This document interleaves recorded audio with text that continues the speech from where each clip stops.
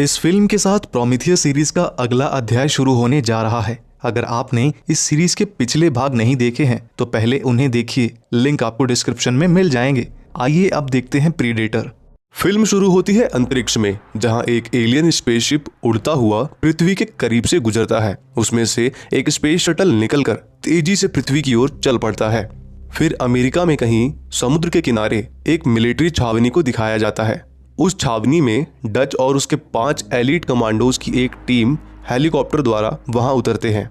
Dutch और उसके commandos retired army soldiers थे और अब वे पैसों के बदले रेस्क्यू मिशन करते थे, जैसे कि आतंकवादियों या विद्रोहियों के कब्जे से हॉस्टेजेस को छुड़ाने के मिशन। डच वहां पर आर्मी के एक जनरल से मिलता है। जनरल उसे बताता है कि 18 घंटे पहले उस देश के एक कैबिनेट मंत्री और उनके दल को ले जा रहा एक हेलीकॉप्टर गायब हो गया है। जनरल उसे मैप में वो जगह दिखाता है जहां से हेलीकॉप्टर का सिग्नल गायब हुआ था।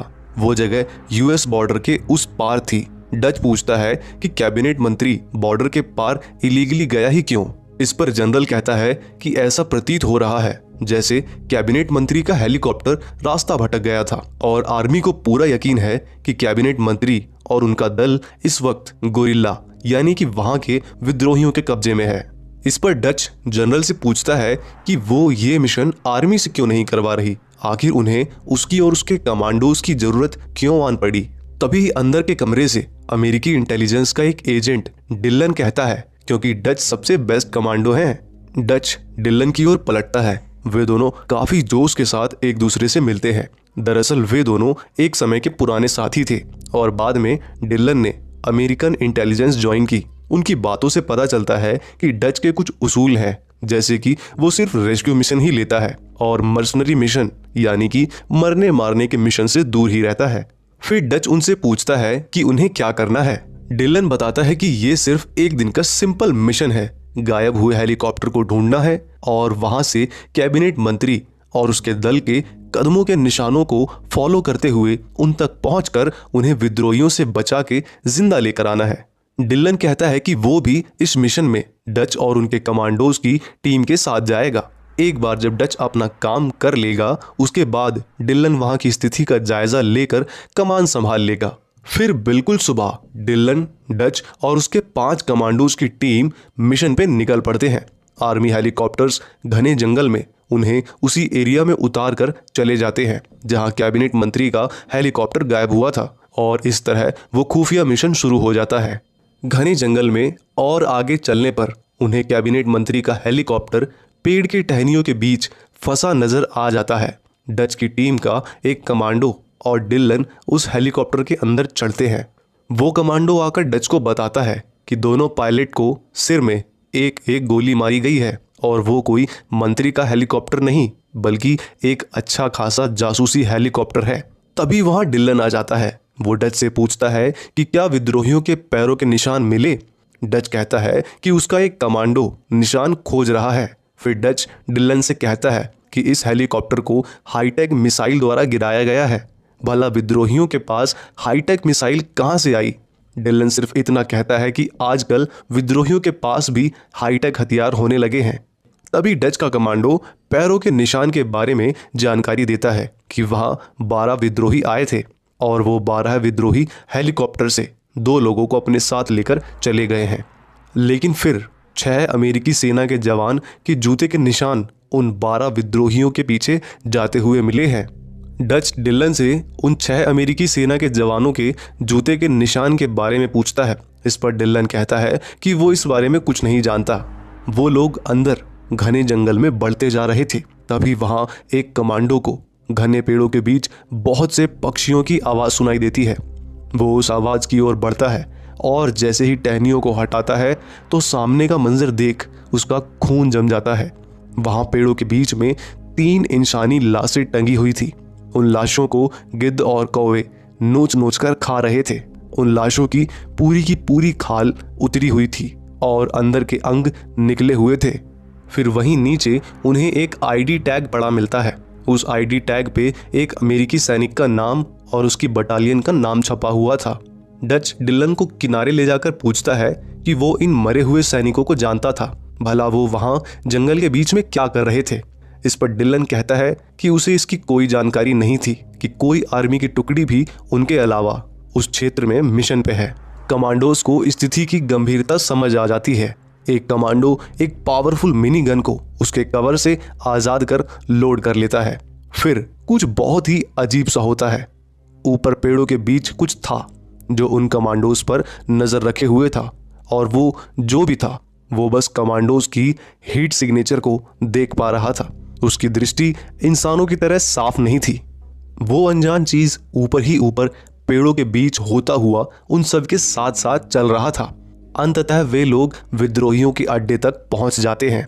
डच रेंगते हुए आगे बढ़ता है और दूरबीन से देखता है कि विद्रोही ने एक बंधक को गोली मार दी। फिर सारे कमांडोज अपनी अपनी पोजीशन ले लेते हैं। जब डच को इशारा मिल जाता है कि सभी ने अपनी पोजीशन ले ली है, तब वो धीरे से आगे बढ़ता है। वहां पर एक ट्रक से वाटर पंप चलाया जा रहा था। उस ट्रक को देखकर डच के दिमाग में एक तरकीब आती है। डच उसके कनेक्टिंग बेल्ट को अपने छुरे से काट देता है।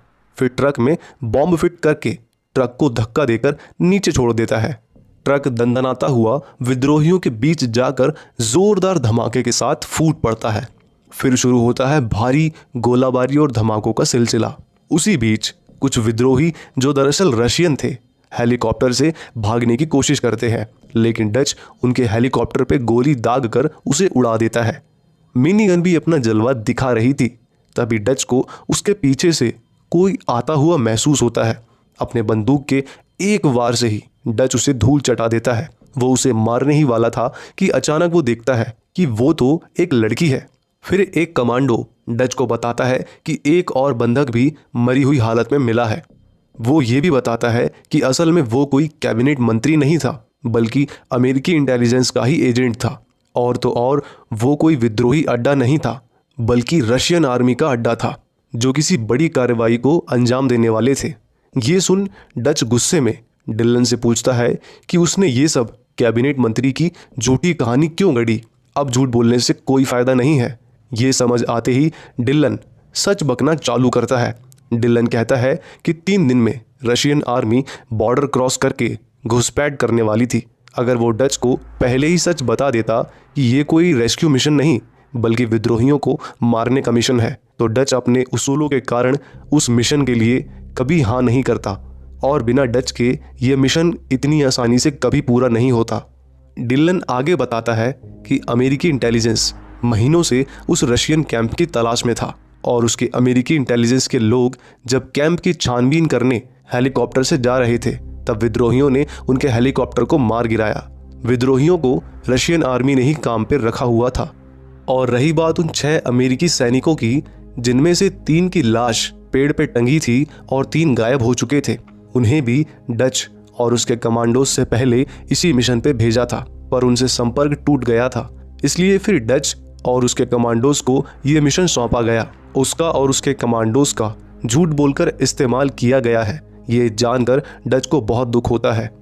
तभी उसका एक कमांडो रेडियो में बेस कैंप से बात करके बताता है कि उनके आर्मी का हेलीकॉप्टर वहां से 2 मील दूर उन्हें पिक करने आ रहा है। कमांडोज जल्दी से उस क्षेत्र से निकलना चाहते थे क्योंकि उस पूरे क्षेत्र में विद्रोही फैले हुए थे। फिर डिलन उस पकड़ी गई विद्रोही लड़की को साथ लेकर डच और उसके कमांडोज के साथ वहां से हेलीकॉप्टर की ओर निकल पड़ता है। वो अनजान चीज पेड़ों से होती फिर से उनका पीछा करने लगती है। वो चीज हीट सिग्नेचर को ही देख पाता था, भले ही वो जलती हुई सिगार हो या फिर बिच्छू। वो कमांडोज की बातें और हंसी को रिकॉर्ड कर रहा था और उसकी टेक्नोलॉजी उनकी बातों को उसकी भाषा में ट्रांसलेट कर रही थी। टीम संभल संभल के आगे बढ़ती जा रही थी। आखिर वे लोग विद्रोहियों के क्षेत्र से गुजर रहे थे। एक स्थान पे जाकर आगे चल रहा कमांडो अचानक थम जाता है क्योंकि उसे अपनी ही हंसी की आवाज ऊपर पेड़ों से सुनाई दी थी। वो लगातार ऊपर पेड़ की ओर देख रहा था। दरअसल ये वाकई उस कमांडो की ही हंसने की आवाज थी जो उस चीज ने थोड़ी देर पहले रिकॉर्ड कर ली थी, और अब उस कमांडो के सामने ही उसी की हंसी की आवाज सुनाकर उसे भ्रमित कर रहा था। तभी वो लड़की अचानक से कमांडो को चकमा देकर भाग जाती है। एक कमांडो उसे पकड़ने उसके पीछे भागता है। एक जगह जाकर वो उसे धर दबोचता है। तभी एक पारदर्शी आकृति आकर उस कमांडो को फाड़कर अपने साथ ले जाती है। डच और उसके साथी जब वहां पहुंचते हैं तो उन्हें कमांडो की जगह झाड़ियों के पीछे उसके पेट के अंदर के अंग पड़े मिलते हैं। जब वो उस लड़की से पूछते हैं कि वहां क्या हुआ था तो वो कहती है कि अचानक से जंगल जीवित हो उठा और उस कमांडो को अपने साथ ले गया। चलते चलते डच एक जगह जाकर ठहर जाता है। ठीक उसी स्थान पे बहुत ऊंचाई पे उनके साथी कमांडो की नंगी लाश पेड़ पे उल्टी टंगी थी। फिर मिनीगन थामे कमांडो को झाड़ियों में कुछ हलचल दिखाई देती है, लेकिन वो मात्र एक छोटा जानवर निकलता है। ठीक तभी एक लेजर किरण ऊपर पेड़ से आकर उस कमांडो की छाती को भेदते हुए आर पार निकल जाती है।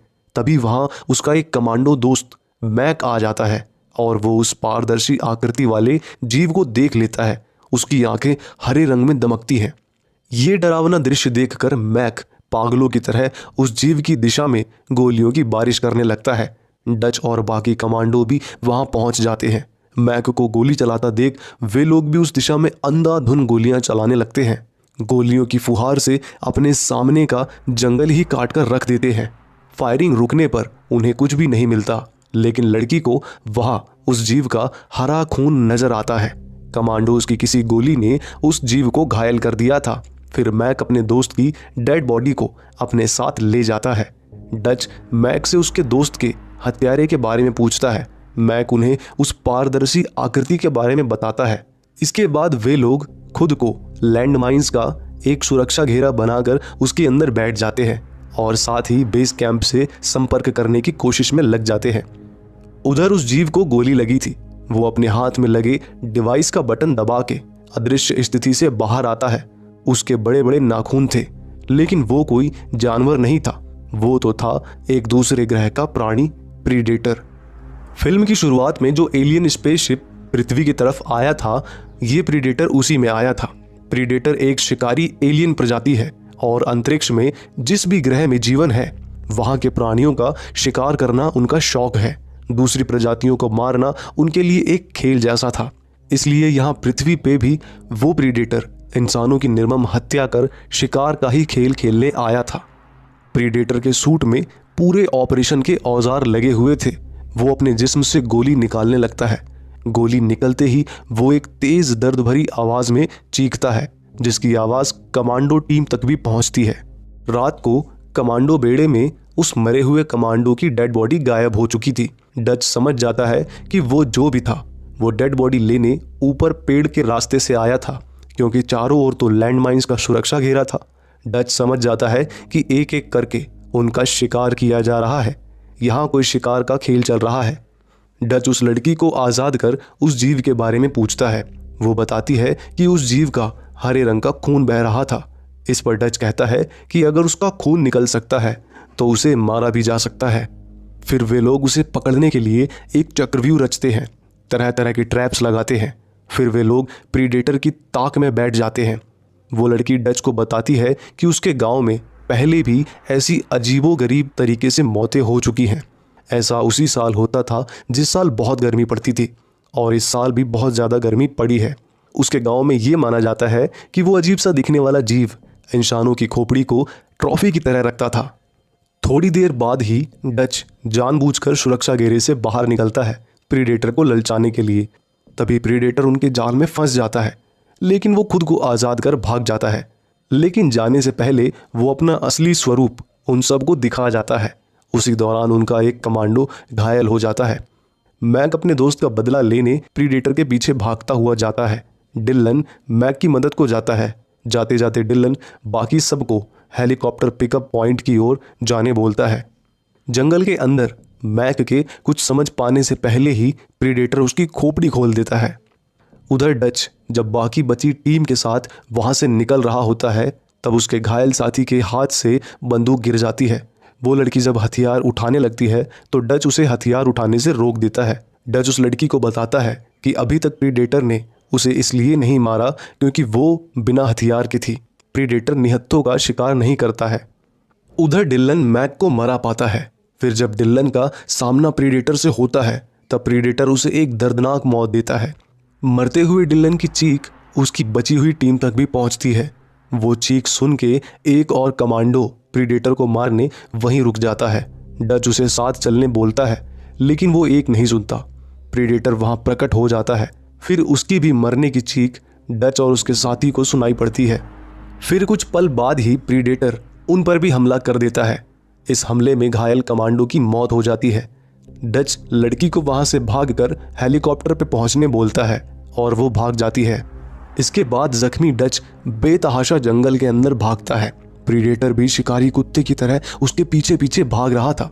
भागते भागते डच अचानक काफी ऊंचाई से नीचे बहती नदी में गिर जाता है, लेकिन वो खुद को संभालते हुए तैरकर बाहर आ जाता है। बाहर आते वक्त उसका पूरा शरीर कीचड़ से सन गया था।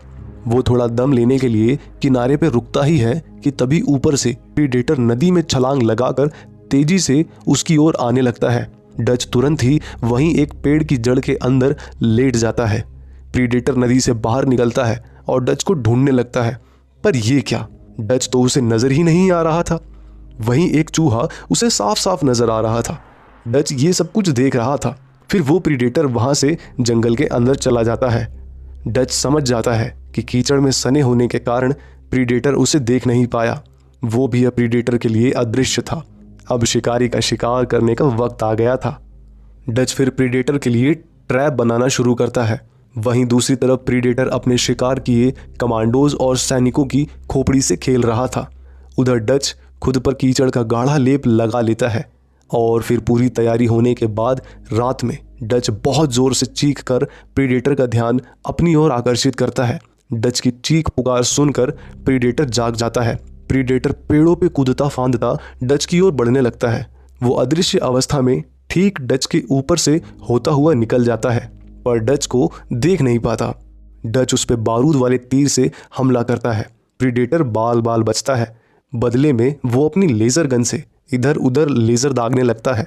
तब डच जान बचाने नदी में कूद जाता है, लेकिन जैसे ही डच पानी से बाहर निकल के किनारे पे आता है, प्रीडेटर उसे पकड़ लेता है, क्योंकि अब डच के शरीर से कीचड़ धुल चुका था और प्रीडेटर उसके शरीर के हीट सिग्नेचर को देख पा रहा था। प्रीडेटर उसे पकड़कर पेड़ से चिपका देता है। डच की बहादुरी देखकर वो प्रभावित हो गया था। आज जाकर उसे अपने टक्कर का कोई शिकार मिला था। वो उसे हथियारों से मारने की बजाय उससे द्वंद्व करने की ठानता है। बस फिर क्या था, प्रीडेटर अपना हेलमेट नुमा मास्क उतार कर अपना डरावना चेहरा दिखाते हुए डच संग द्वंद्व युद्ध करने लगता है। द्वंद्व करते दोनों उसी जगह पहुंच जाते हैं जहां डच ने ट्रैप लगाया था। डच उस ट्रैप के अंदर घुसकर प्रीडेटर को भी अंदर आने के लिए उकसाने लगता है, लेकिन प्रीडेटर उसकी चाल समझ जाता है और ट्रैप की दूसरी तरफ से डच के सामने आता है। लेकिन डच ने वहां एक और ट्रैप लगाया था। डच उस ट्रैप को एक्टिवेट कर देता है और एक बड़ा सा लकड़ा सीधे आकर प्रीडेटर के सिर पे गिर जाता है, लेकिन फिर भी प्रीडेटर मरता नहीं है। डच प्रीडेटर के सिर को कुचलने के लिए एक बड़ा सा पत्थर उठा लेता है, लेकिन फिर उसकी हालत देख के वो प्रीडेटर का सर नहीं कुचलता है। प्रीडेटर अपनी हार मान लेता है और अपने हाथ में लगे डिवाइस से खुद को उड़ाने के लिए बॉम्ब को एक्टिवेट कर देता है और ज़ोर ज़ोर से अट्टहास करने लगता है। डिवाइस में चलते टाइमर को देख डच समझ जाता है कि प्रीडेटर अब एक भीषण धमाके के साथ फटने वाला है और फिर डच अपनी पूरी ताकत से वहाँ से दूर भागने लगता है और फिर प्रीडेटर एक भीषण धमाके के साथ फट जाता है। उस धमाके की गूंज से आर्मी का हेलीकॉप्टर भी कांप उठता है, जिसमें जनरल और वो लड़की डच को ढूंढ रहे थे। फाइनली ब्रह्मांड का सबसे बड़ा शिकारी खुद शिकार बन चुका था और डच अपना सीना ताने अकेले खड़ा था। आर्मी का हेलीकॉप्टर डच को अपने साथ लेकर बेस कैंप की तरफ उड़ जाता है। इस घटना के 10 साल बाद एक सरकारी अफसर को किसी अनजान जगह की तफ्तीश करते दिखाया जाता है। उस जगह दीवारों पर कई भयानक जीवों की खोपड़ियां टंगी हुई थी। ये यकीनन एक प्रीडेटर शिप था और वो खोपड़ियां प्रीडेटर द्वारा शिकार किए गए जीवों की खोपड़ियां थीं। तभी एक अफसर को वहाँ एक अजीब से आकार की खोपड़ी दिखाई देती है। वो एक एलियन की खोपड़ी थी और इसी के साथ ये फिल्म यहीं समाप्त हो जाती है। प्रीडेटर की ये कहानी एलियन की कहानी के साथ किस तरह जुड़ने वाली है, जानने के लिए देखें इस मूवी का अगला भाग प्रीडेटर 2।